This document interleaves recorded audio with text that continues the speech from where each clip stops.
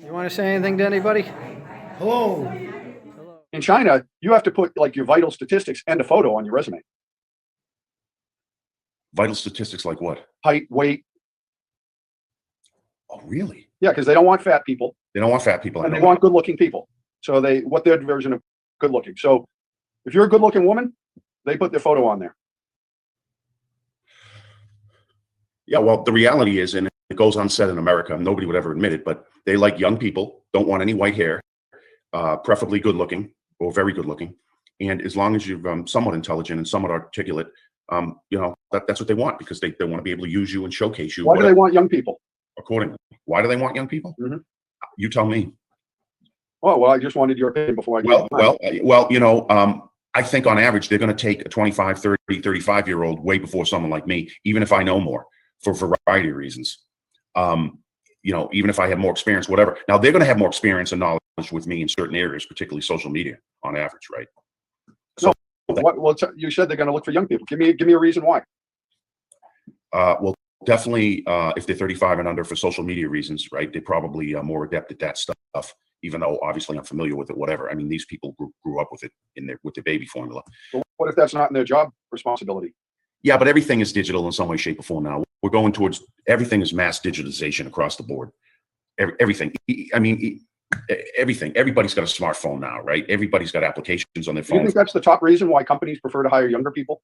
Well, that's a good question. The top reason probably would be pure financials, right? They can hire them half the money, and if they're single, they don't have a family, so now they can cover their whole insurance costs easily because they don't got to worry about a wife and kids. If you have a wife and kids, guess what? You're paying for the wife and the kids probably out of your pocket with most companies, unless they're a big global company. If they're a Verizon, or maybe, I don't know, an AT&T or a JP Morgan, maybe they might cover you. But then there's a big price for that, right? I mean, you're going to be a slave for them, right? But yeah, no, you're right. It's financial. Yeah, if I can hire two 30-year-olds instead of the 50-year-old. Yeah, that's the primary thing. But you touched on the other one. Is it's a lot easier to train somebody with less experience than with more. Or you're setting your ways as a 50-year-old. Well, more so. I mean, it depends on the individual, but on average, absolutely. And you touched on it as well as you like.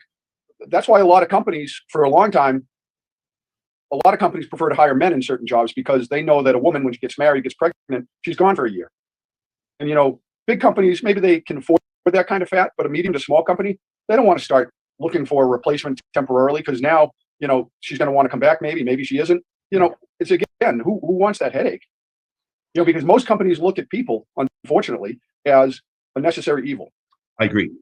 That's why when these opportunities came for these companies to outsource people, hey, you mean instead of me having to deal with all this bull crap, I can just bring in a box from China with a nice bow on it, and I can just ship the box at half the price?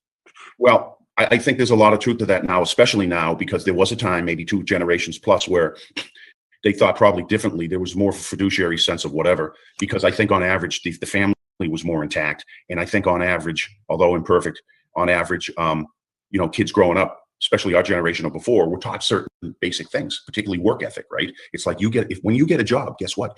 You show up every day, starting Monday morning. You get there at 7:38, boom, ready to go. Already had your coffee and you're rolling, right? Today, things are more optional in a lot of ways, right? Kids are not getting, because of the breakdown of the family, without diatribing too deep into that, they're not even getting basic work ethic. It's like things, well, yeah, I know I'm supposed to start at 8, but, I got here at 8:23. That's pretty good, right? Or 8:41, and yeah, or for them, it's just if they show up, that's all that counts. Yeah, I showed up. I know it was 10:30, but I showed up and I put in 5.2 hours, dude.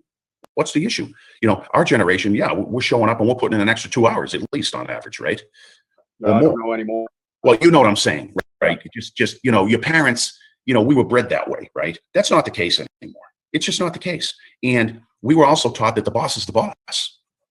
Yeah, and here's the double-edged sword to that, is now those people, unlike us when we were in our 20s, today, people in their 20s are going toe-to-toe with people from China, from Russia, from Philippines, from Ireland, from Africa. I mean, it's toe-to-toe because of technology. Well, because of globalism, yeah, and technology. And so now, hey, or India, as you've seen, is, if somebody from India is willing to work 15 hours a day for half the price, 7 days a week, and you're like, what? I don't want to do that. Okay, bye. Yeah. Yeah. Yeah, I mean, that's where we're headed too. It's more and more, I feel like, of a higher level as time goes on of indentured servitude.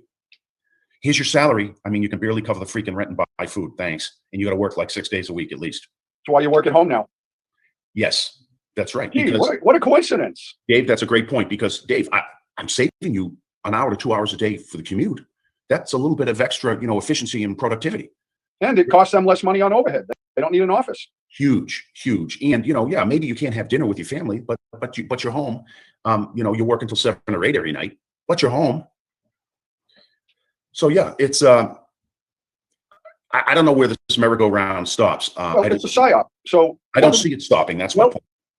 You always have to question everything. What is the real agenda? What is the real agenda? It's never what they tell you. Well, what's behind the obvious? Correct. Live long and prosper.